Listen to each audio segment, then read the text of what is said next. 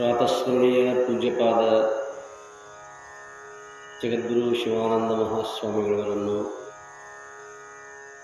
ತತ್ಸ್ವರೂಪರಾದ ವೇದಾಂತ ಕೇಸರಿ ಪೂಜ್ಯ ಶ್ರೀ ಮಲ್ಲಿಕಾರ್ಜುನ ಮಹಾಶಿವಗಳವರನ್ನು, ತತ್ಸಮಾನರಾದ ಪೂಜನೀಯ ಪುರಾಣರತ್ನ ಚನ್ನಬಸವ ಮಹಾಶಿವಗಳವರನ್ನು ಸ್ಮರಣೆ ಮಾಡಿಕೊಂಡು ಶಾಸ್ತ್ರಶ್ರವಣದಲ್ಲಿ ಭಾಗವಹಿಸಿರುವಂತಹ ಉಪಸ್ಥಿತ ಶಿವಸ್ವರೂಪಿಗಳಾದ ತಮ್ಮೆಲ್ಲರಿಗೂ ಶರಣಾರ್ಥಿಗಳು.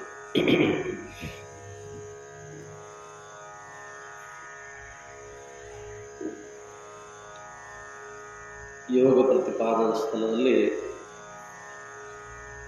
ಮಂತ್ರಯೋಗ ಮತ್ತು ಲಯೋಗವನ್ನು ಕುರಿತು ನಾವು ಚಿಂತನೆಯನ್ನು ಮಾಡ್ತಾ ಇದ್ದೇವೆ.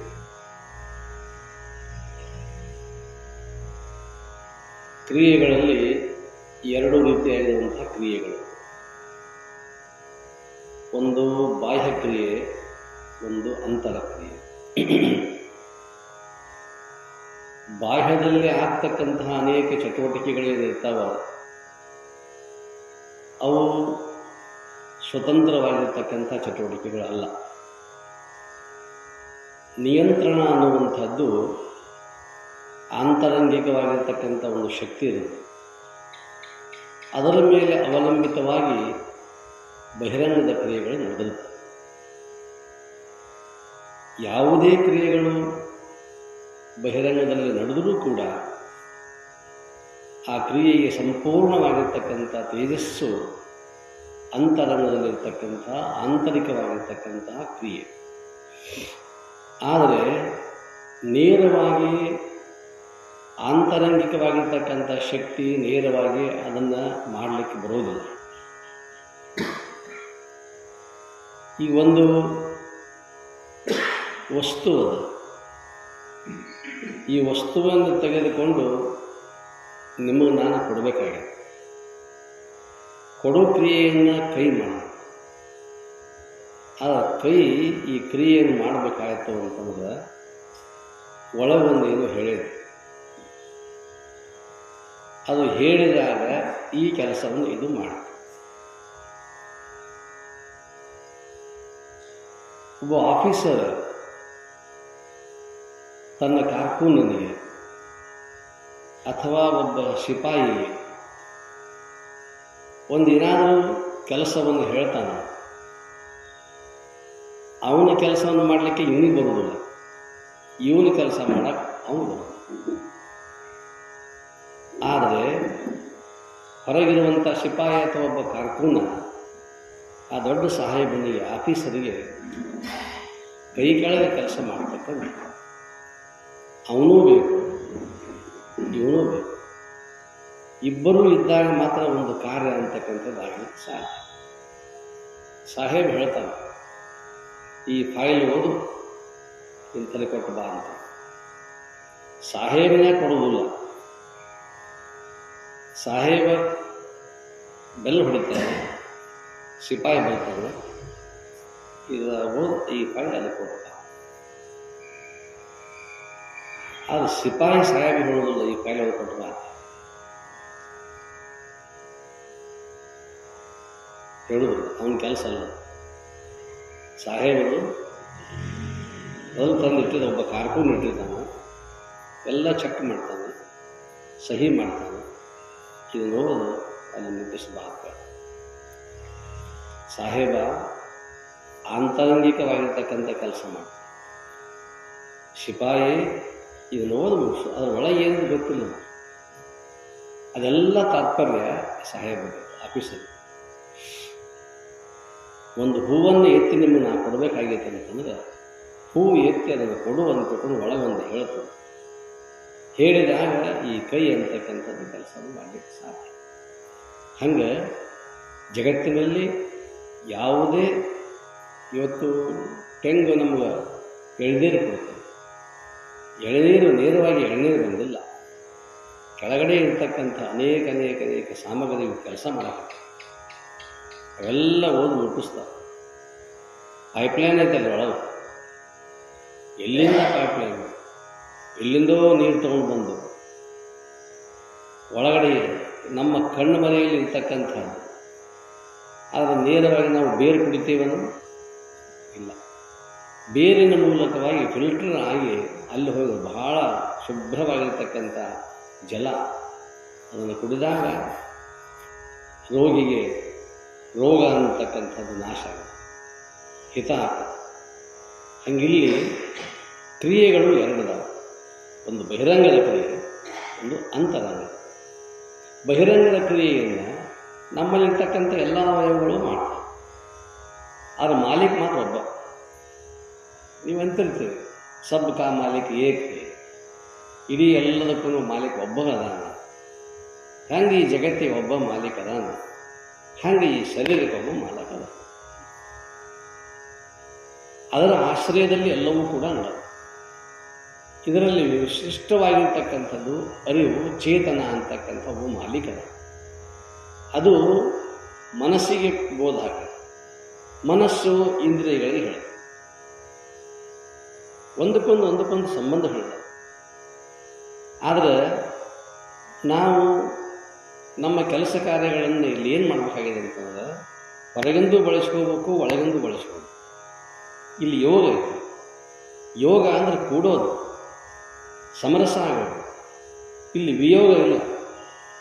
ವಿಯೋಗ ಅಂದರೆ ಅಗಲೋದು. ಒಂದು ಮರದಿಂದ ಒಂದು ಫಲವನ್ನು ನಾವು ಬೇರ್ಪಡಿಸ್ತೇವೆ ಅಂತಂತಂದ್ರೆ ವಿಯೋಗ. ಆದರೆ ಅದಕ್ಕೆ ಮುಂದೆ ಒಂದು ಮಾವಿನ ಹಣ್ಣು ನಾವು ಇಳಿಸ್ತೀವಿ, ಕಾಯಿ ಇಳಿಸಿ ಹಣ್ಣು ಮಾಡ್ತೀವಿ, ಅದು ಪರಿಪೂರ್ಣ ವಸ್ತು ಆಯಿತು. ಆದರೆ ಅದಕ್ಕೆ ಸಮಾಧಾನ ಇಲ್ಲ. ಒಳಗಿರ್ತಕ್ಕಂಥ ಬೀಜಕ್ಕೆ ನನ್ನ ಯಾವುದು ಕೊಟ್ಟದೋ ಮತ್ತು ನಾವಳೆ ಅದ ಆಗಬೇಕು ಅನ್ನುವಂಥ ಬಯಕೆ ಒಳಗಿರ್ತಕ್ಕಂಥ ಬೀಜಕ್ಕೆ. ಹಾಗೆ ಅರಿವು ಅನ್ನುವಂಥದ್ದು ವಿಚಾರ ಮಾಡ್ತದೆ. ನಾ ಮೊದಲು ಏನಿದ್ದೆ ಅದಾಗಬೇಕು. ಇದು ನಾನಲ್ಲ, ಇದು ನನ್ನದೂ ಅಲ್ಲ. ನಾನಲ್ಲದ ನನ್ನದಲ್ಲದ ವಸ್ತುವಿಗೆ ನಾನು ಮತ್ತು ನನ್ನದು ಅಂತ ಭ್ರಮ ಆಗೈತಲ್ಲ, ಆ ಭ್ರಮೆಯನ್ನು ಬಿಡಿಸಲಿಕ್ಕೆ ಇಲ್ಲಿ ಯೋಗವನ್ನು ಹೇಳಿದೆ. ಆ ಯೋಗದಲ್ಲಿ ಮತ್ತೆ ಮಂತ್ರಯೋಗ, ಆ ಮಂತ್ರಯೋಗದಿಂದ ಮುಂದಲ್ಲ ಯೋಗ ಅಂತ. ಅದಕ್ಕಾಗಿ ಇಲ್ಲಿ ನಾವು ಏನು ಆಗಬೇಕಾಗೈತೆ ಅಂತಂದ್ರೆ ಒಳಗಿರುವಂತಹ ಮನಸ್ಸನ್ನು ಅದನ್ನು ಉಪಯೋಗ ಮಾಡಿಕೊಂಡು ಚಿತ್ತ ಅನ್ನುವಂಥದ್ದು ಯೋಗ ಚಿತ್ತವೃತ್ತಿ ನಿರೋಧ ಅಂತ ಹೇಳ್ಯಾರ.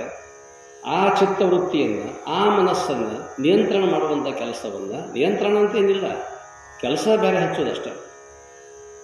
ಅದಕ್ಕೆ ಕೆಲಸ ಬೇರೆ ಹಚ್ಚೋದು. ಸಹಜವಾಗಿ ಇದನ್ನು ಮರೆತು ಬಿಡ್ತದೆ. ಕಾಲ ಮುನ್ನಟ್ಟಿರ್ತದೆ, ಒಳಗೆ ಹೋಗಿರ್ತದೆ ಭಾಳ. ಅವಾಗ ಅದನ್ನು ತೆಗಿಬೇಕಂದ್ರೆ ನಾನು ತಗೊಳಕ್ಕಂತೂ ಆಗೋದಿಲ್ಲ. ಯಾಕಂದ್ರೆ ನೋವು ತಗೊಳಕ್ಕೆ ಆಗೋದಿಲ್ಲ. ನಾವು ಶಾಣೆ ಹಬ್ಬ ತೆಗಿತಾರೆ. ಅವನ ಕೈಯಾಗ ಒಂದು ಸೂಜಿ, ಒಂದು ಚಿಮಟಿಗೆ ಅವನು ಮೂಳು ತೆಗಿತಿರ್ತಾನೆ. ಅವಾಗ ಭಾಳ ಒಳಗೈತು, ಭಾಳ ದೊಡ್ಡದೈತು ಇದು ಅಂತ ಅನ್ನಂಗಿಲ್ಲವ. ಮಾತು ಕಚ್ತಾನವ. ಮುಳ್ಳು ತಗೊಳ್ಳೋವಾಗ ತೆಗ್ಯಾವ ಮಾತು ಕಚ್ತಾನೆ. ಏನು ಮಣ್ಣಲ್ಲಿ ಹಣ್ಣು ಆಗಿದ್ದುಪ್ಪ, ಹಿಂಗೆ ಹಣ್ಣಾಗಿದ್ದು ಅಂದ ಕೂಡಲೇ ಇವ ಮನಸ್ಸು ಹಣ್ಣಾಗಬೇಕು. ಆ ಕಡೆ ಇಲ್ಲಿ ಇಳಿದು ಸರಳ ಬಂದಿರ್ಬೇಕು. ಅವಾಗ ಹಂಗೆ ಮಾತು ಹೇಳ್ಕೋತಿದ್ದಾಗ ಒಂದು ಸ್ವಲ್ಪ ಹಡ್ಡು ಹೊತ್ತಿನಾಗ ಇದನ್ನು ತೆಗಿಯೋ ಹೊತ್ತಿನಾಗ ಜೀವ ಹತ್ತದ ಹಾ ಮಾಡ್ತಾನೆ. ಚೀಲಾನ ತುಂಬಿದವ, ಇಲ್ಲ ಆತಲೆ ಬತ್ ಅಂತಿರ್ತಾನವ ಅನ್ಕೋತದ. ಇನ್ನೂ ಹಣ್ಣು ಬಿದ್ದಿರೋದಿಲ್ಲ ಮ್ಯಾಗಿಂದ, ಇಲ್ಲಿ ಮುಳ್ಳು ಬಂದಿರ್ತದೆ. ಅವನ ಉದ್ದೇಶ ಏನು? ಮುಳ್ಳು ತೆಗಿಯೋದು. ಎಲ್ಲಿ ಹಣ್ಣಾಯ್ತೋ, ಯಾವ ತಂದಾನೋ, ಯಾವ ತಿಂದಾನೋ ಏನೂ ಗೊತ್ತಿಲ್ಲ. ಉದ್ದೇಶ ಏನಿತ್ತು ಅಂತಂದರೆ ಇವನ ಮನಸ್ಸನ್ನು ಸ್ವಲ್ಪ ಆ ಕಡೆ ಡೈವರ್ಷನ್ ಮಾಡಬೇಕಾಗಿತ್ತು. ಹಂಗೆ ಈ ಮುಳ್ಳು ತೆಗಿಲಿಕ್ಕೆ ಜಾಣನಾಗಿರ್ತಕ್ಕಂಥವನು ಬೇರೆ ಒಂದು ಆ ಮನಸ್ಸಿಗೆ ಕೆಲಸ ಹಚ್ತಾನೋ, ಹಂಗಿಲ್ಲಿ ಗುರು ಅಂತಕ್ಕಂಥವನು ಅಜ್ಞಾನ ಅನ್ನುವಂಥ ಮುಳ್ಳು ತೆಗಿಬೇಕಾಗಿತ್ತು. ಆ ಅಜ್ಞಾನ ಅನ್ನುವಂಥ ಮುಳ್ಳು ತೆಗಿಬೇಕಾಗಿತ್ತಂತಂದ್ರೆ ಇಲ್ಲಿ ಮಂತ್ರದ ಮಹಿಮೆಯನ್ನು, ಮಂತ್ರ ಅಂದರೆ ಏನು, ಅದರ ಮಹತ್ವ ಏನು, ಮನಸ್ಸು ಅಂದರೆ ಏನು, ಅದನ್ನು ತೊಗೊಂಡು ಹೋಗಿ ಕೊನೆಗೆ ಏನು ಮುಳ್ಳು ಇತ್ತಲ್ಲ, ಆ ಮುಳ್ಳು ಸಂಪೂರ್ಣ ಹೋದ ನಂತರದಲ್ಲಿ ಹಿಂದಕ್ಕೆ ಬೆಲ್ಲದ ಕಾವು ಕೊಡ್ತಿದ್ರು, ಬೆಲ್ಲ ಕಟ್ತಿದ್ರು, ಉಪ್ಪಿನ ಕಾವು ಕಟ್ತಿದ್ರು. ಕಾರಣ ಅಂತ ನಮ್ಮೂರು ಬರಬೇಕಂತ ಒಂದು ಕೆಲವೊಂದು ಸಾಧನೆ. ಎಕ್ಕಿ ಹಾಲು ಬಡಿತಿದ್ರು ಒಳಗೆ, ಕಳ್ಳಿ ಹಾಲು ಹಾಕೋದು, ಹಿಂಗೆ ಹಾಕೋದ್ರಿಂದ ಅದು ಹಣ್ಣಾಗಿ ಹೊರಗೆ ಬರ್ತದಂತ. ಹಂಗೆ ಕೆಲವೊಂದು ಸಾಧನೆಗಳಿದಾವೆ. ಸದ್ಗುರು ಅಂತಕ್ಕಂಥವನು ಕೆಲವೊಂದು ಸಾಧನೆಗಳನ್ನು ಬೆಳೆಸ್ಕೊಳ್ತಾನಿಲ್ಲ. ಆ ಸಾಧನೆಗಳನ್ನು ಬಳಸಿ ಬಳಸಿ ಬಳಸಿ ಅವನ ಉದ್ದೇಶ ಏನದ ಅಂತಂತಂದ್ರೆ ಇವನಲ್ಲಿರ್ತಕ್ಕಂಥ ಅಜ್ಞಾನ ಅನ್ನುವಂಥದ್ದು. ಅಜ್ಞಾನ ಅಂದರೆ ಏನು? ವಿಷಯಗಳ ಮೇಲೆ ಮನಸ್ಸು ಐತೆ ಅವನಿಗೆ. ಆ ವಿಷಯಗಳಿಂದ ಅವನನ್ನು ತೆಗಿಬೇಕಾಗಿದೆ. ವಿಷಯ ಅನ್ನುವಂಥವಳು ತುಚ್ಛ, ಅವನಿಗೆ ಬಹಳಷ್ಟು ಗಾಯ ಮಾಡಿದಾವ. ಅದರಿಂದ ಅವನನ್ನು ಪೃಥಕ್ಗೊಳಿಸಿ ಅವನು ನಿನ್ನ ಒಡವೆ ಎಂಬುದು ಜ್ಞಾನರತ್ನ, ನಿನ್ನ ನಿಜವಾಗಿರ್ತಕ್ಕಂಥ ಸಂಪತ್ತು ಅದು ಅದ, ಇದಲ್ಲ ಅಂತ ಹೇಳ್ಕೊಂಡು ಹೇಳಲಿಕ್ಕೆ ಇಷ್ಟೆಲ್ಲ ಮಾಡ್ತಾರೆ. ಅದಕ್ಕಾಗಿ ನಾವೇನು ಮಾಡ್ಕೊಂಡು ಬಿಟ್ಟಿವಿ ಅಂತಂದ್ರೆ ವಿಷಯಗಳನ್ನು ಹೊರಗೆ ಹೊತ್ತಿಲ್ಲ, ನಾವು ಒಳಗೆ ಹೊತ್ತೀವಿ. ಹೊರಗೆ ಹೊತ್ತಲು ಇಳಿಸ್ಬೋದು. ಹೊರಗಿನ ತಲೆ ಮೇಲಿರ್ತಕ್ಕಂಥ ಭಾರವನ್ನು ಬೇಕಾದಷ್ಟು ಇರಲಿ ಅದನ್ನು ಇಳಿಸಬಹುದು. ಒಳಗೆ ಹೊತ್ತ ಹೇಗೆ ಇಳಿಸಾಕ್ಬರ್ತೈತಿ? ಆ ಒಳಗೆ ಹೊತ್ತಿದ್ದನ್ನು ಇಳಿಸುವ ಕೆಲಸವನ್ನು ಜ್ಞಾನಿಗಳು ಮಾಡ್ತಾರೆ. ಒಬ್ಬ ಶ್ರೀಮಂತ ತನ್ನ ಆಳ ಮನುಷ್ಯನ ತಲೆ ಮೇಲೆ ಒಂದು ಚಲೋದೊಂದು ಶ್ರೀಗಂಧದ ಕೊಡ್ಡಿತ್ತು. ಅದನ್ನು ಹೊರಿಸ್ಕೊಂಡು ಹೊಂಟಿದ್ದ. ಆಳ ಮುಂದೆ ಹೊಂಟಾನ, ಇವ ಸಾವುಕಾರ ಹಿಂದೆ ಹೊಂಟಾನ. ಹೋಗೋದಿಗೆ ಅಕಸ್ಮಾತ್ ಅವ ಪೊಲೀಸ್ ಬೇಟೆ ಏನಿರ್ತದೆ ಈ ಶ್ರೀಗಂಧ ಕಡಿಗೆ ಅಂತ ಹೇಳಿ ಎಲ್ಲಿ ಹೊಂಟು ಪೇಟೆಗೆ ಹೋಗಿ ಅವರಿಬ್ಬರದು ಸಂಭಾಷಣೆ ನಡೆದಿತ್ತು. ಅವನು ಪೊಲೀಸ್ ಬಿನ್ ಡ್ರೆಸ್ ಮೇಲಿದ್ದ. ಹಿಂದೆ ಸಾವುಕಾರ ಇವರಿಬ್ಬರದು ಮಾತುಕತೆ ಆಗೋದಿಗೆ ಅಷ್ಟೊಳಗೆ ಸಾವುಕಾರ ಬಂದು ಕೂಡ್ಕೊಂಡ.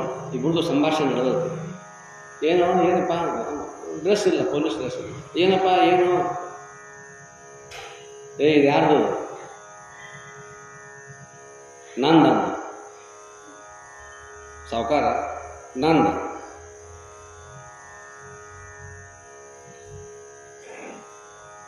ತೋನಡಿ ಸ್ಟೇಷನ್ ಆ ಮನುಷ್ಯನ ಬಿಟ್ಟರು. ನಂದಿದ್ದಲ್ಲ ಒಳಗೆ ಕುಂದಿಸಿದ್ರು. ಆ ಮನುಷ್ಯ ಮನೆ ಹಾಳ, ನೀವು ಹೋಗ್ತಮ್ಮ.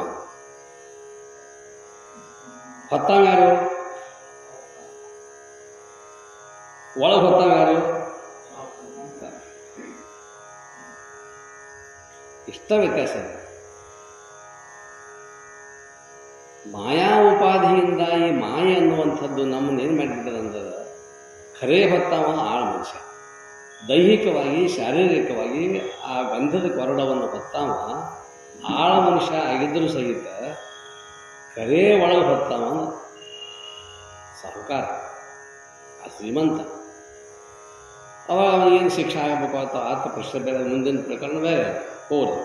ನಮಗೆ ಬೇಕಾಗಿದ್ದು ಇಷ್ಟೇ. ಇಲ್ಲಿ ಖರೇ ಹೊತ್ತಾವ ಅವನೇನು ಯಾರು ಇರತ್ತೆ? ನಮ್ಮ ಸಾಹುಕಾರ ನಂದ ಅಂತ ಇಡಾಕತ್ತೀವಿ. ಯಾಕಂದ್ರೆ ಗಿರಾಕಿ ಅಂತ ತಿಳ್ಕೊಂಡ ನಾವು. ಗಿರಾಕಿ ಎಲ್ಲ ಇವನು ಒಯ್ಯೋ ಗಿರಾಕಿ, ಇವನು ಒಯ್ಯವ. ಅದಕ್ಕಾಗಿ ಇಲ್ಲಿ ಮನಸ್ಸಿಗೆ ಬಂದಿರತಕ್ಕಂಥ, ಮನಸ್ಸಿಗೆ ಹತ್ತಿಕೊಂಡಿರ್ತಕ್ಕಂಥ ಒಂದಿಷ್ಟು ಏನದು ಭ್ರಾಂತಿ ಐತಲ್ಲ, ಅಜ್ಞಾನ, ಆ ಮನಸ್ಸಿನ ಭ್ರಾಂತಿಯನ್ನು ತೆಗೆದು ಹಾಕುವ ಸಲುವಾಗಿ ಶಾಸ್ತ್ರಗಳು, ಶ್ರುತಿಗಳು, ಗುರುಗಳು ಇವೆಲ್ಲ ಮಾಡಿರ್ತಕ್ಕಂಥ ಕೆಲಸ ಏನು ಅಂತಂತಂದ್ರೆ ಮನಸ್ಸಿಗೆ ಒಳಗೆ ಹೊತ್ತೀವಲ್ಲ ನಾವು. ಹೊರಗೆ ಎಷ್ಟು ಹೊತ್ತಿದ್ರು ಸಹಿತ ಇಳಿಸಕ್ಕೆ ಬರ್ತದೆ, ಒಳಗೆ ಹೊತ್ತಿದ್ರೆ ಹ್ಯಾಂಗೆ ಇಳಿಸೋದು? ಅದಕ್ಕಾಗಿ ಆ ಒಳಗೆ ನಾವು ಏನು ಭಾರವನ್ನು ಹೊತ್ತಿದ್ದೇವೆ ಎಲ್ಲ ಭಾರವನ್ನು ಕಡಿಮೆ ಮಾಡುವ ಸಲುವಾಗಿ ಅಧ್ಯಾತ್ಮ ಅಂತಕ್ಕಂಥದ್ದು ಎಲ್ಲವನ್ನು ಭಾರ ಇಳಿಸ್ಬೇಕು. ಯಾವುದೇ ದುಃಖಿತರು ಬಂದರೂ ಸಹಿತ ದುಃಖ ಮಾಡಿಕೊಂಡವರು, ಭಯಂಕರ ವ್ಯಾಪ ಮಾಡಿಕೊಂಡವರು, ಮಾತನಾಡಲಾದಂತಹ ದೇವರಿದ್ದು ಗುಡಿಯಾಗ ಹೋಗಿ ಕುಂತರೂ ಸಹಿತ ಸಮಾಧಾನ ಇರೋದು. ಯಾಕಂದ್ರೆ ನಾವು ಸಂಪೂರ್ಣ ತೊಳ್ಕೊತೇವೆ. ಹಗರಾಟ ಒಳಗಿದ್ದನ್ನು ತೊಳ್ಕೊಂಡು ನಾವು ಎಲ್ಲ ಹಗರ. ಇನ್ನು ಸ್ವಲ್ಪ ಸಮಾಧಾನ ಹೇಳೋರಿದ್ರಂತ ಮುಗೋದು ಮತ್ತಷ್ಟು ಹಗರಾಗಿದೆ. ಅದಕ್ಕೆ ಅಂತಹ ಒಂದು ಕೆಲಸ ಮಾಡಬೇಕಾಗಿತ್ತು ಅಂತಂದರೆ ಇಲ್ಲಿ ಇರ್ತಕ್ಕಂಥದ್ದು ಅಂತಂದರೆ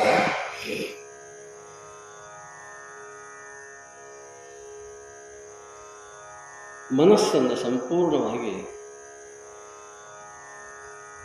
ಮಂತ್ರದ ಜೊತೆಗೆ ಅದನ್ನು ಲೀನ್ ಮಾಡೋಣ, ಲಯ ಮಾಡ್ತಾರೆ.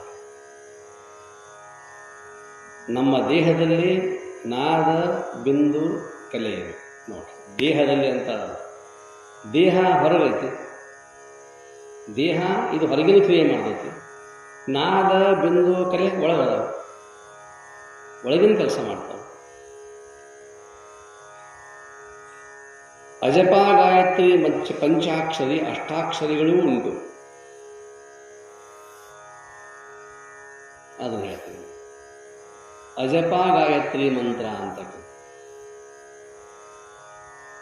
ಈಗ ನಾವೆಲ್ಲ ಉಸಿರಾಡಿಸ್ತೀವಿ.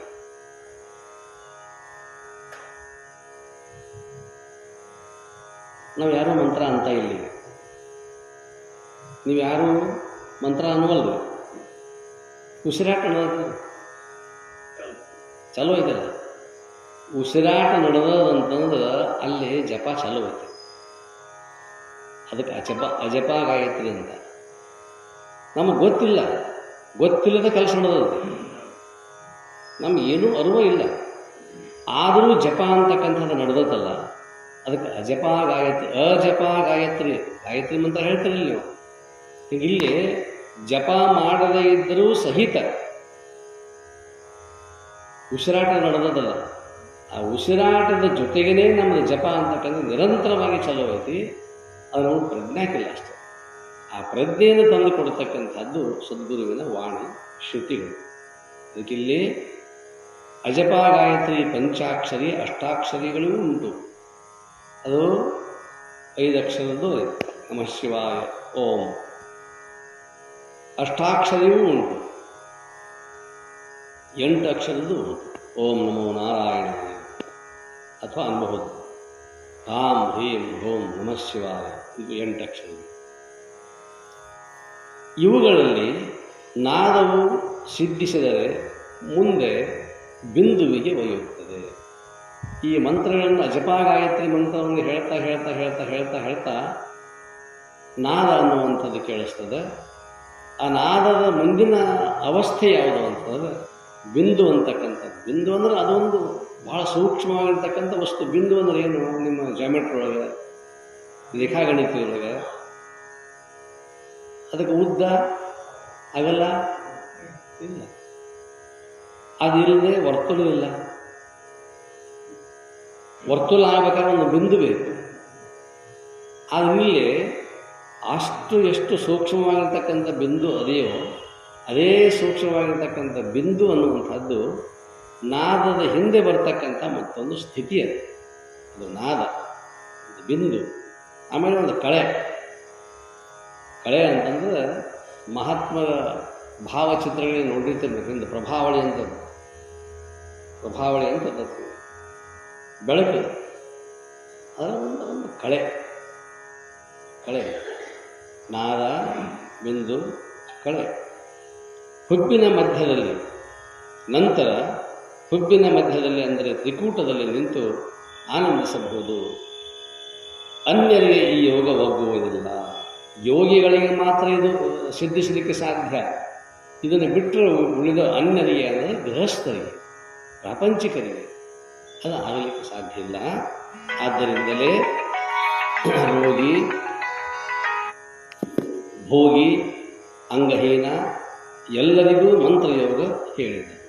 ಇಲ್ಲಿ ಹೇಳ್ತಾರೆ ಮಂತ್ರಯೋಗವನ್ನು ಯಾರಿಗೆ ಹೇಳ್ತಾರೆ ಅಂತಂದ್ರೆ ರೋಗಿ, ಭೋಗಿ, ನಾವೆಲ್ಲ ಭೋಗದಲ್ಲಿರೋರು.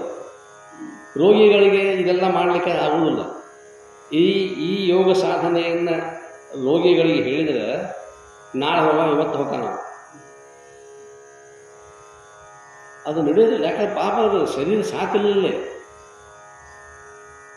ಅದರಿಂದ ಭೋಗಿ, ಅಂಗಹೀನ ಎಲ್ಲರಿಗೂ ಮಂತ್ರಯೋಗ ಹೇಳಿದರು. ಬಹಳ ಸರಳವಾಗಿರ್ತಕ್ಕಂಥದ್ದು ವಿಧಾನ ಇದು. ಮಂತ್ರ ಪಠಣ ಮಾಡ್ತಕ್ಕಂಥದ್ದು, ಮಂತ್ರ ಧ್ಯಾನ ಮಾಡ್ತಕ್ಕಂಥದ್ದು. ಹಂಸಃ ಇದನ್ನು ಉಳಿದು ಒಂದೇ ಏಕಾಕ್ಷರಿಯಾದ ಓಂಕಾರನಾದವನ್ನು ಕೇಳಲು. ಇನ್ನು ಸ್ವಲ್ಪ ಮುಂದುವರೆದು ಎಲ್ಲ ಅಕ್ಷರಗಳನ್ನು ಬಿಡೋದು, ಸೋಹಂ ಅಂತಕ್ಕಂಥ ಒಂದೇ ಒಂದು ಅಕ್ಷರ ಹಿಡ್ಕೊಳ್ಳೋದು, ಆ ಸೋಹಮದಲ್ಲಿ ಸಕಾರವನ್ನು ತೆಗೆದುಹಾಕೋದು, ಹಕಾರವನ್ನು ತೆಗೆದುಹಾಕೋದು, ಓಂಕಾರ ಅಂತಕ್ಕಂಥದ್ದು ಉಳಿದಿದೆ. ಆ ಓಂಕಾರದಲ್ಲಿ ಮತ್ತೆ 5 ಭಾಗಗಳು ಬರ್ತವೆ. ಅಕ್ಷರ ಒಂದೇ ಇದೆ, ಅಕ್ಷರ ಒಂದೇ ಐತೆ. ಓಂ ಅಂತಕ್ಕಂಥದ್ದು ಅಕ್ಷರ ಒಂದೇ ಇದ್ದರೂ ಸಹಿತ ಅಕಾರ, ಉಕಾರ, ಮಕಾರ, ಅರ್ಧ ಮಾತ್ರ, ಬಿಂದು 5 ಭಾಗಗಳು. ಈ 5 ಭಾಗಗಳು ಕೂಡಿಕೊಂಡು ಓಂಕಾರ ಅಂತಕ್ಕಂಥದ್ದಾಗಿ ಅಲ್ಲಿ ಮತ್ತೆ ವಿಶ್ವಜೀವ, ತೈಜಸ ಜೀವ, ಪ್ರಾಜ್ಞ ಜೀವ ಅಂತಕ್ಕಂಥ ಜೀವತ್ರಯರು ಅಲ್ಲಿ ಮತ್ತೆ ಪ್ರವೇಶ. ಹೀಗೆ ಬಹಳ ಸೂಕ್ಷ್ಮವಾಗಿ ಒಳಗೆ ಹೋದಂಗೆ ಅದರ ಅರ್ಥ ಅಂತಕ್ಕಂಥದ್ದು ಆಗ್ತಾ ಆಗ್ತಾ ಆಗ್ತಾ ಅಜಪ ಗಾಯತ್ರಿ ಮಂತ್ರ ಅಂತ ಆಗ ಹೇಳಿದ್ನಲ್ಲ, ಸೋಹಂ ಸೋಹಂ ಸೋಹಂ ಹಂಸಃ ಹಂಸಃ ಹಂಸಃ ಅಂತ ಹಾಗೆ ಆಗಿ ಕೊನೆಗೆ ಓಂ ಅಂತಕ್ಕಂಥದ್ದು ಒಂದೇ ಉಳಿದಿದ್ದೆ. ಸಹ ಅನ್ನುವಂಥದ್ದು ಅದು ಅನ್ನುವಂಥದ್ದು ಇಲ್ಲ. ಸಹ ಅಂದರೆ ಅದು, ಅಹಂ ಅಂದರೆ ನಾನು ಅದು ಇರುತ್ತೇನೆ ಅಂತಕ್ಕಂಥದ್ದು ಇಲ್ಲವೇ ಇಲ್ಲ. ಅದೂ ಇಲ್ಲ, ಇದೂ ಇಲ್ಲ. ಅದಕ್ಕೆ ಪೂರ್ಣಂ ಅದಃ ಅದಃ ಪೂರ್ಣಂ ಇದಂ ಪೂರ್ಣಂ ಪೂರ್ಣಾತ್ ಪೂರ್ಣಮುದಚ್ಯತೆ ಪೂರ್ಣಸ್ಯ ಪೂರ್ಣಂ ಏವಾಯ. ಅದರಿಂದ ಎಲ್ಲವೂ ಪೂರ್ಣದಿಂದನೇ.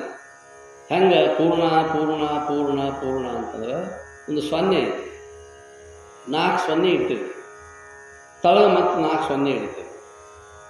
4 ಸೊನ್ನೆಗಳು ಪ್ಲಸ್ 4 ಸೊನ್ನೆಗಳು ಕೂಡಿಸ್ರಿ.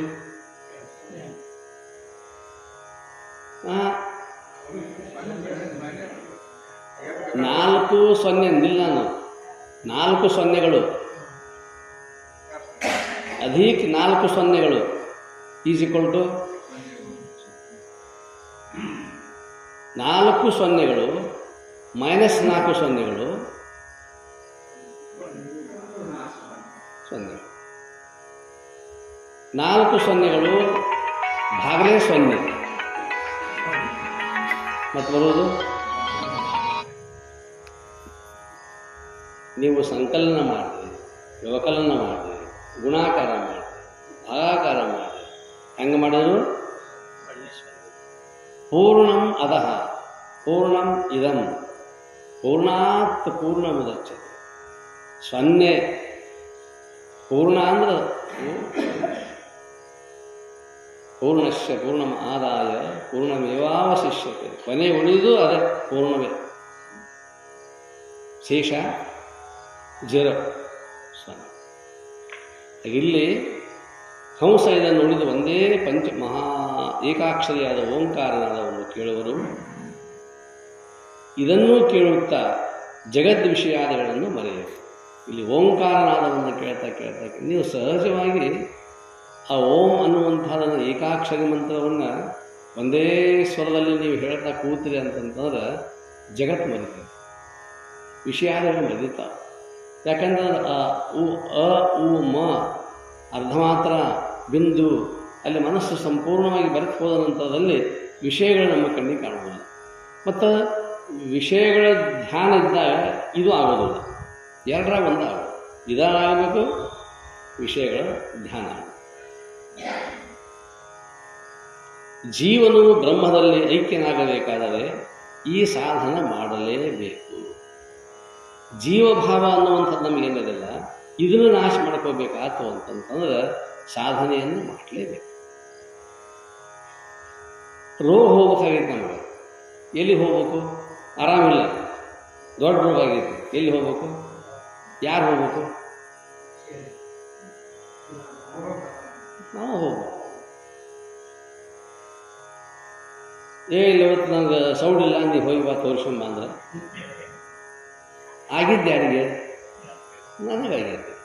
ನನಗೆ ರೋಗ ಆಗಿತ್ತು ಅಂತಂದ್ರೆ ನಾನೇ ಹೆಂಗೆ ಹೋಗ್ಬೇಕಲ್ಲ, ಹಂಗೆ ನನಗೆ ಅನಂತ ಜನ್ಮದ ಭವರೋಗ ಅನ್ನುವಂಥದ್ದು ಗಂಟು ಬಿದ್ದದಲ್ಲ, ಅಜ್ಞಾನ ಅನ್ನುವಂಥದ್ದು ದೊಡ್ಡ ರೋಗ ಆಗಿದೆಯಲ್ಲ, ಆ ರೋಗವನ್ನು ಕಳೆದುಕೊಳ್ಳಲಿಕ್ಕೆ ನಾನೇ ಹೋಗ್ಬೇಕು.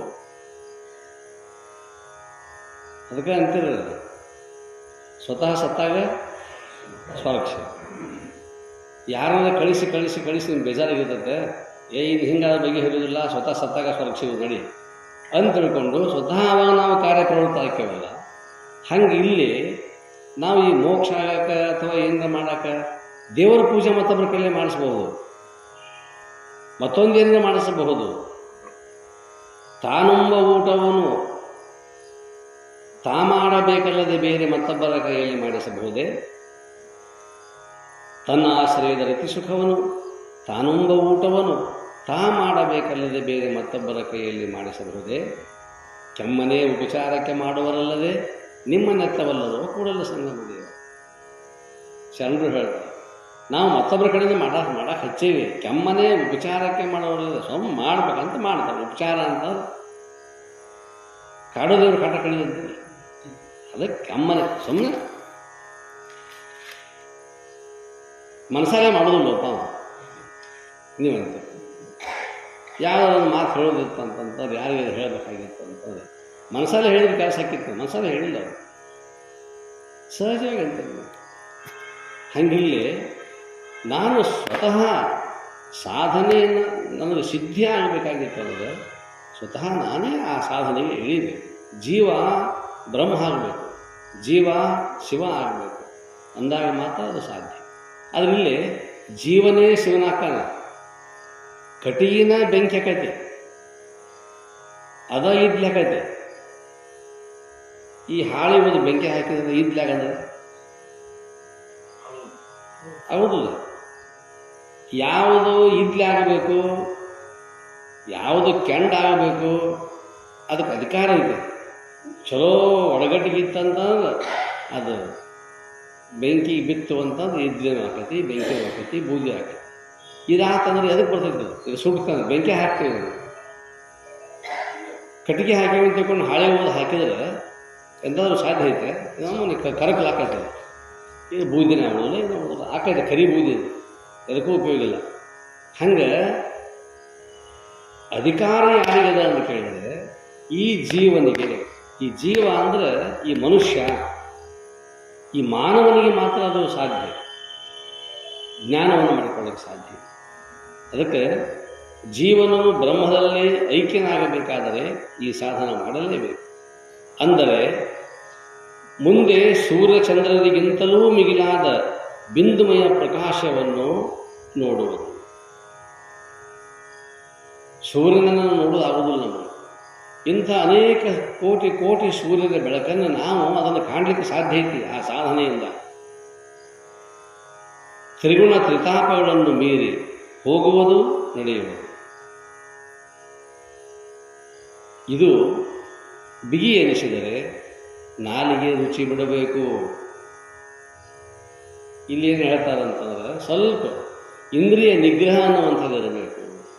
ಅಕಸ್ಮಾತ್ ನನಗದು ಸಾಧಿಸೋದಿಲ್ಲ ಅಂತ ಅಂತಿರ್ತೀವಲ್ಲ, ಯಾಕೆ ಸಾಧಿಸೋದಿಲ್ಲ ಅಂದರೆ ನಮ್ಮ ಇಂದ್ರಿಯಗಳು ನಮ್ಮ ಹತೋಟಿ ಇಲ್ಲಿ ಇಲ್ಲ.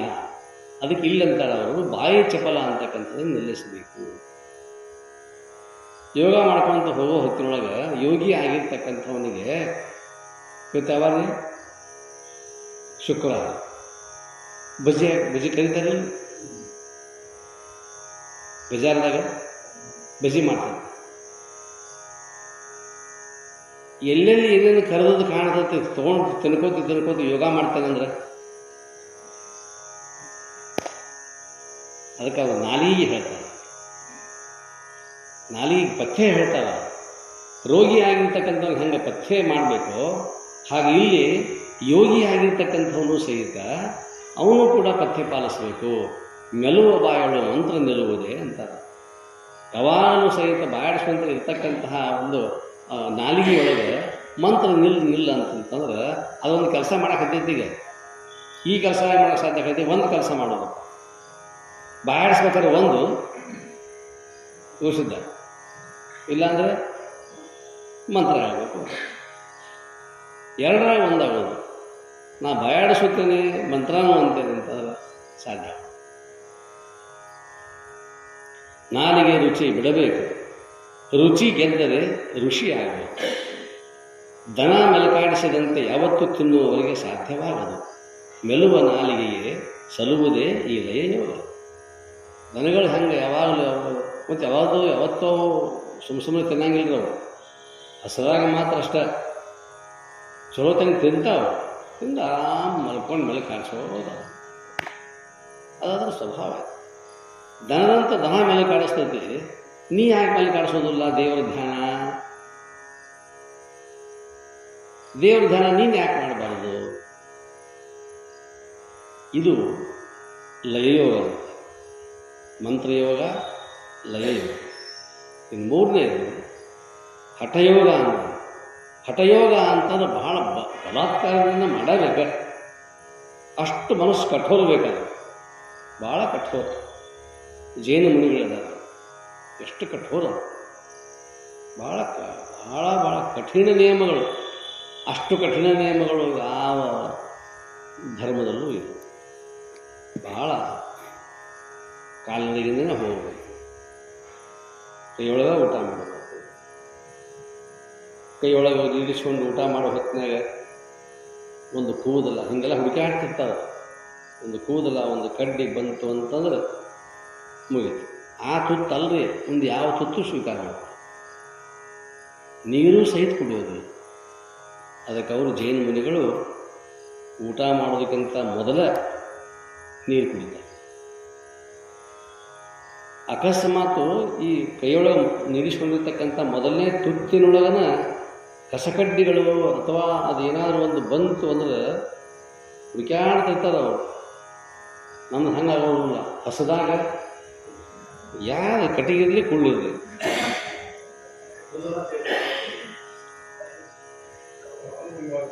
ಅದೇನು ಕೂದಲು ಶಾಂಗ್ ಹತ್ತೈತೆ. ನಮ್ಮದು ಹಸಿವಾದಾಗ ಹೆಂಗೆ ಬೇಕಾದಂಗೆ ನಾವು ಊಟ ಮಾಡ್ತಾರೆ. ಬೇಕಾದಷ್ಟು ಹಸಿವಾಗಿರಲಿ ಅವರಿಗೆ ಹುಡುಕ್ಯಾಡ್ತಾರೆ ಜೈನ ಮುನಿಗಳು. ಆ ಪದಾರ್ಥದಲ್ಲಿ ಕೈಯೊಳಗಿರ್ತಕ್ಕಂಥ ಪ್ರಸಾದದಲ್ಲಿ ಒಂದಿಷ್ಟು ಏನಾದರೂ ಬಂತು ಅಂತಂದ್ರೆ ಮುಗೀತು. ನೀರು ಕುಡಿಯೋಂಗಿಲ್ಲ, ನೇಮದು ಆದ್ಬಿಟ್ಟು ನೀರು ಕುಡಿಯೋಕೆ ಪದ್ಧತಿ, ಮಜ್ಜಿಗೆ ಕುಡಿಯೋಕೆ ಪದ್ಧತಿ ಅಂತಿಲ್ಲ. ನಮ್ಮ ಗತೆ ಅವರು ವೃತ್ತಗಳಿಲ್ಲ, ಭಾಳ ಕಠಿಣವಾಗಿರ್ತಕ್ಕಂಥ ವೃತ್ತಗಳು. ಮೊದಲೇ ಊಟ ಮಾಡೋಕ್ಕಿಂತ ಮೊದಲೇ ಆನಂದವಾಗಿ ಎಷ್ಟು ಬೇಗ ಅಷ್ಟು ಹೊಟ್ಟೆ ತುಂಬ ನೀರು ಕುಡಿತಾರೆ. ಯಾಕಂದ್ರೆ ಮರುದಿವಸ ಮತ್ತು ಕುಡಿದವರು. ಅಷ್ಟು ಭಾಳ ಕಠೋರವಾಗಿರ್ತಕ್ಕಂಥ ನಿಯಮ. ಕಟಿಂಗ್ ಮಾಡಿಸಂಗಿಲ್ಲ, ಕೇಶಲೋಚನ ಕಿತ್ಕೊಳ್ಳೋದು ಕೂದಲ, ಅದು ಒಂದು ಕಾರ್ಯಕ್ರಮ. ನಾವು ಬಹಳ ಜೈನ ಮುನಿಗಳಿಗೆ ಭಾಳ ಕಠಿಣವಾಗಿರ್ತಕ್ಕಂಥ ವೃತ್ತಗಳು. ಯಾಕಂತಂದ್ರೆ ಅವರು ಶರೀರವನ್ನು ಸಂಪೂರ್ಣವಾಗಿ ಅದಕ್ಕಾಗಿ ಮೀಸಲಾಗಿರ್ತಕ್ಕಂಥ ಇದಕ್ಕೆ ಹಿಂಸೆ ಅಷ್ಟು. ಹಂಗಿಲ್ಲಿ ಹಠಯೋಗ ಅಂತಕ್ಕಂಥದ್ದು, ಹಠದಿಂದ ನಾನು ಈ ಮಂತ್ರಯೋಗ ಆಗೈತೆ. ಇಲ್ಲೇನು ಮಾಡಂಗಿಲ್ಲ. ಹಠಯೋಗ ಅಂತಂತಂದ್ರೆ ಬೇರೆಯಿಂದ ಮಾಡೋದಿಲ್ಲ. ಜೈನ ಮುನಿಗಳ ಹಾಗೆ ಶರೀರಕ್ಕೆ ಬಾಧೆ ಕೊಡುವುದೇನಿಲ್ಲ. ಈ ಮಂತ್ರವನ್ನು ಹೇಳ್ಯಾರಲ್ಲ, ಆ ಮಂತ್ರವನ್ನು ಹಠದಿಂದ ಅದನ್ನು ಮಾಡೇ ತೀರುತ್ತೆ. ಅನಾದ ಬಿಂದು ಕಳೆ ಅಂತಕ್ಕಂಥದ್ದನ್ನು ಈಡ ಪಿಂಗಳ ಸುಷುಮ್ನ ನಾಡಿಯಲ್ಲಿ ತ್ರಿವೇಣಿ ಸಂಗಮದಲ್ಲಿ ಈ ಮನಸ್ಸನ್ನು, ಈ ಮಂತ್ರವನ್ನು ಸಂಪೂರ್ಣವಾಗಿ ಅಲ್ಲಿ ನಿಲ್ಲಿಸ್ತದೆ. ಎಷ್ಟು ನಿಮಿಷವಾದವ ನಿಮ್ಮ ನೆನಹುನೆಂದಡೆ ಮುಕ್ತಿ ಎಂದರು ಸಮನಿಸದಿಹುದೇ. ಅವರು ಇಷ್ಟೆಲ್ಲ ಸಾಹಸ ಪಟ್ಟಿದ್ದೀಯ ಅದರ ಸಂಬಂಧ ಅಂದ್ರೆ ಬರೀ ಒಂದು ನಿಮಿಷದ ಕೆಲಸಕ್ಕೆ. ಬಹಳತನ ಅಲ್ಲ, ಬರೀ ಒಂದು ನಿಮಿಷದ ಕೆಲಸಕ್ಕೆ ಇಷ್ಟೆಲ್ಲ ಸಾಹಸ ಪಟ್ಟು ಪ್ರಯತ್ನಪಟ್ಟು ಗುರುವಿನ ಮುಖಾಂತರವಾಗಿ ಇಡೀ ಜೀವನವನ್ನೇ ಮುಡುಪಾಗಿಡಬೇಕು. ಒಂದು ನಿಮಿಷ 60 ಸೆಕೆಂಡ್ ಮನಸ್ಸನ್ನು ಹಿಡಿದು ಅಲ್ಲಿ ನಿಲ್ಲಿಸಬೇಕಾಗಿತ್ತು. ಅಷ್ಟು ನಿಂತು ಅಂತಂದ್ರೆ ಅಲ್ಲಿಗೆ ಅವನು ಮುಗಿತು. ಅಂದರೆ ಅವನು ಬ್ರಹ್ಮಜ್ಞಾನಿ. ಒಂದು ನಿಮಿಷ ಅದು ಮುಂದೆ ನಿರಂತರವಾಗಿ ಉಳಿತಕ್ಕಂಥ ಜೀವನ ಪರ್ಯಂತರವಾಗಿ. ಜೀವನ ಪರ್ಯಂತರ ಅವನು ಇಚ್ಛಾಮರಣೆ, ಅವನು ಆನಂದ, ಅದೇ ಊಟ ಅವನಿಗೆ ಚಿರಂಜೀವಿ ಅಂತಕ್ಕಂಥ. ಮೂರನೆಯದಾದ ಹಠಯೋಗವಂತೂ ಬಲು ಕಠಿಣ. ಎಷ್ಟು ಕಠಿಣವಾದರೂ ಹಿಂದಕ್ಕೆ ಸರಿಯದರೆ ಮಾಡಿಯೇ ತೀರುತ್ತೇನೆಂಬ ಪಂಥ ಮಾಡುವುದು, ತನುವಿನ ಸ್ವಕ್ಕನ್ನು ಮುರಿದು ನರಗಳ ಮೆತ್ತಗೆ ಮಾಡುವುದನ್ನು, ಇಂದ್ರಿಯಗಳ ಸದೆಬಡಿಯುವುದನ್ನು ಮಾಡಿ ಮನಸ್ಸಿನ ಬೈದಾಟವನ್ನು ಮುರಿದರೆ ಹಠಯೋಗ ಸಿದ್ಧಿಸಿದಂತೆ. ಒಬ್ಬ ತಾಯಿ ಮಗನನ್ನು, ತನ್ನ ಮಗುವನ್ನು ಶಾಲೆ ಹಾಕ್ತಾರೆ, ಶಾಲೆ ಕಳಿಸ್ಕೊಡ್ತಾರೆ. ಆ ಮಗು ಯಾವಾಗಲೂ ಆಟ ಆಡೋದು, ಪಾಠದ ಕಡೆಗೆ ಲಕ್ಷ್ಯ ಇಲ್ಲ, ಒಟ್ಟ ಲಕ್ಷ್ಯ ಕೊಡಲಿಲ್ಲ. ಕೊನೆಗೆ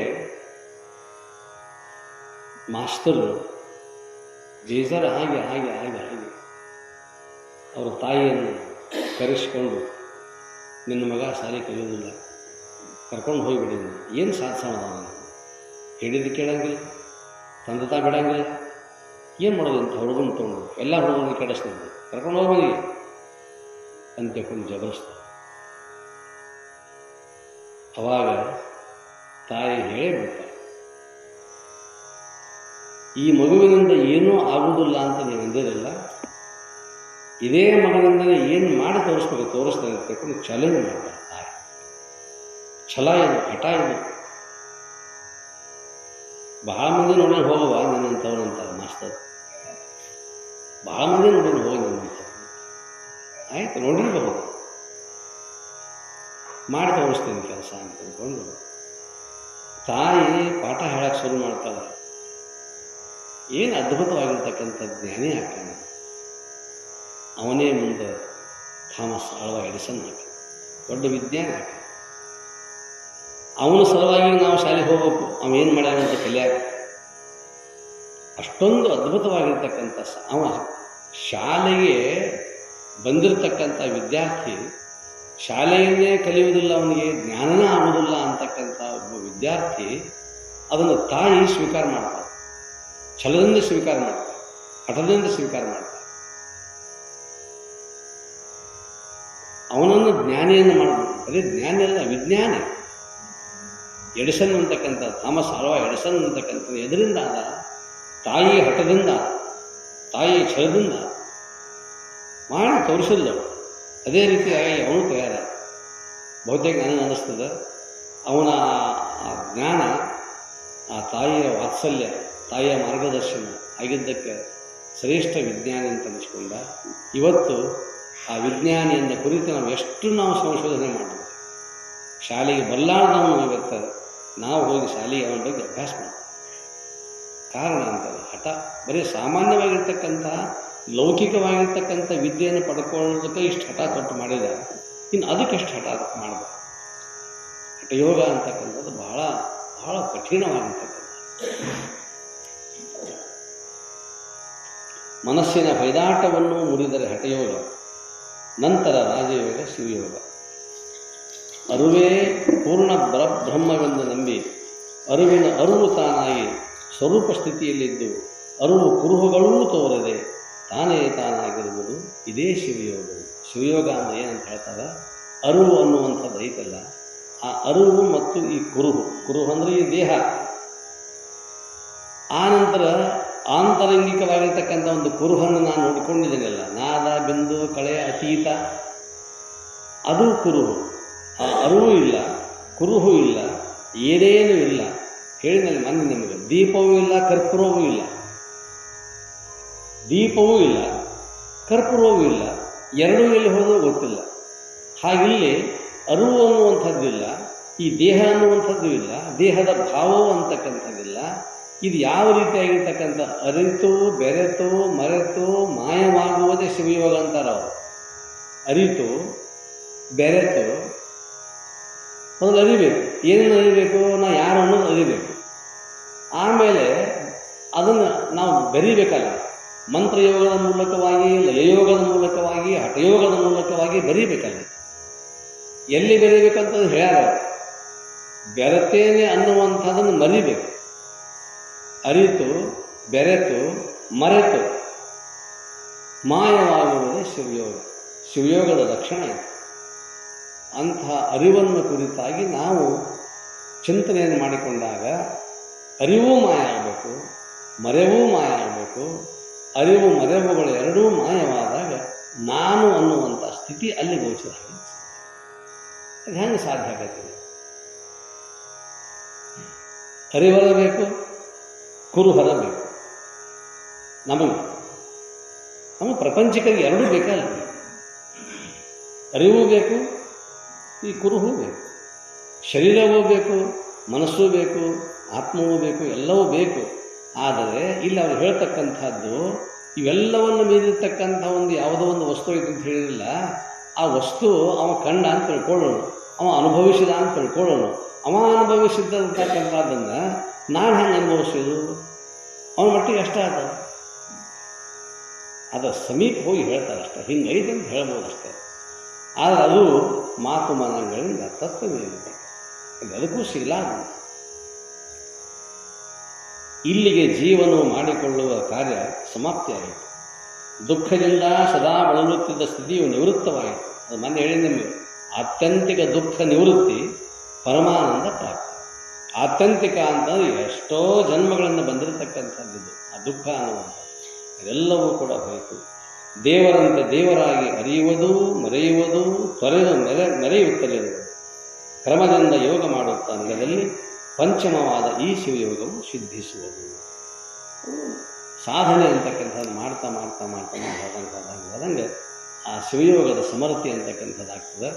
ಶಿವಯೋಗ ಇಲ್ಲಿ ನೋಡ್ರಿ, ಮೊದಲನೇದು ಮಂತ್ರಯೋಗ, ಅಲ್ಲಿ ಮಂತ್ರ ಇತ್ತು. ಲಯಯೋಗದಲ್ಲಿಯೂ ಕೂಡ ಮಂತ್ರ ಇದೆ, ಹಠಯೋಗದಲ್ಲಿ ಮಂತ್ರ, ರಾಜಯೋಗದಲ್ಲಿ ಮಂತ್ರ, ಶಿವಯೋಗದಲ್ಲಿ ಸಂಪೂರ್ಣ ಶಿವಮಯ.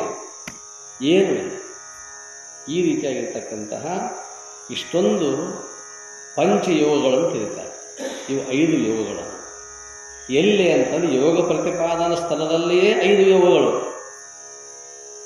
ಮಂತ್ರಯೋಗ, ಲಯಯೋಗ, ಹಠಯೋಗ, ರಾಜಯೋಗ, ಶಿವಯೋಗ ಅಂತಕ್ಕಂಥ 5 ಯೋಗಗಳ ಒಂದು ಮಹತ್ವವನ್ನು ಇಲ್ಲಿ ಹೇಳಿದರು. ಇನ್ನು ಮುಂದೆ ಈ ಯೋಗವನ್ನು ಮಾಡುವ ಹೊತ್ತರೊಳಗೆ ಈ ಜೀವ, ಈ ಈಶ, ಈ ಜಗತ್ತು ಇವೇನಾದವು? ಯೋಗ ಮಾಡಿದ್ದೆ ಶೂನ್ಯ, ನಾವು ಅದನ್ನು ದರ್ಶನ ಮಾಡಿಕೊಂಡು, ಶೂನ್ಯವನ್ನು ದರ್ಶನ ಮಾಡಿಕೊಂಡ ನಂತರ ಈ ಜೀವ ಎಲ್ಲಿ ಹೋಯಿತು, ಆ ಈಶ ಎಲ್ಲಿ ಹೋದ, ಈ ಜಗತ್ತೆಲ್ಲಿ ಹೋಯಿತು? ಇದನ್ನು ಮತ್ತೆ ಶಿಷ್ಯ ಪ್ರಶ್ನೆ ಇಡ್ತಾನೆ. ಜೀವ, ಈಶ, ಜಗತ್ತು, ಕರ್ಪ್ರ ಸುಟ್ ಅಂತ ಎಲ್ಲಿ ಹೋಯಿತು? ಜಗ ಕೇಳ್ತಾನ, ಎಲ್ಲಿದೆ ಅದು? ಆಕಾಶ. ಆಕಾಶ ಎಲ್ಲೈತಿ? ಒಂದಕ್ಕೊಂದು ನೋಡೋಣ ಏನು ಹೇಳ್ತಾರೆ ನಾಳೆ. ಜಯ ಮಂಗಲಂ, ಜಯ ನಮಃ ಪಾರ್ವತಿ ಪತೆ ಶಿವ ಹರ ಹರ ಮಹಾದೇವ. ಶಿವಾಯ ನಮಃ ಓಂ, ಶಿವಾಯ ನಮಃ ಓಂ, ಶಿವಾಯ ನಮಃ ಓಂ, ಶಿವಾಯ ನಮಃ ಓಂ, ಶಿವಾಯ ನಮಃ ಓಂ, ಶಿವಾಯ ನಮಃ ಓಂ, ಶಿವಾಯ ನಮಃ ಓಂ, ಶಿವಾಯ ನಮಃ ಓಂ, ಶಿವಾಯ ನಮಃ ಓಂ, ಶಿವಾಯ ನಮಃ ಓಂ, ಶಿವಾಯ ನಮಃ ಓಂ, ಶಿವಾಯ ನಮಃ ಓಂ, ಶಿವಾಯ ನಮಃ ಓಂ, ಶಿವಾಯ ನಮಃ ಓಂ, ಶಿವಾಯ ನಮಃ ಓಂ, ಶಿವಾಯ ನಮಃ ಓಂ, ಶಿವಾಯ ನಮಃ ಓಂ, ಶಿವಾಯ